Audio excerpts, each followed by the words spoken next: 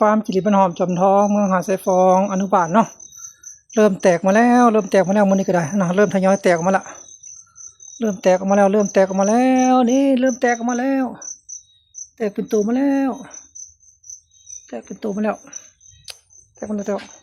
ห้องไข่วันที่12เนาะห้องไข่วันที่12เดือน6เริ่มแตกมาละนี่แตกมาแล้ว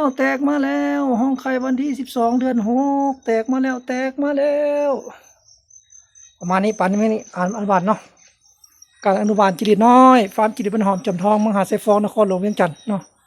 ประมาณนี้เนาะประมาณนี้นี่แหละประมาณนี้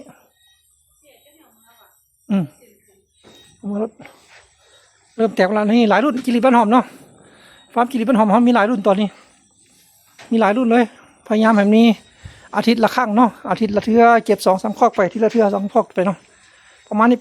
ฟาร์มจิริบันหอมของเราเนาะอันนี้ก็โซนสมาร์ทบอร์ดเนาะโซนสมาร์ทบอร์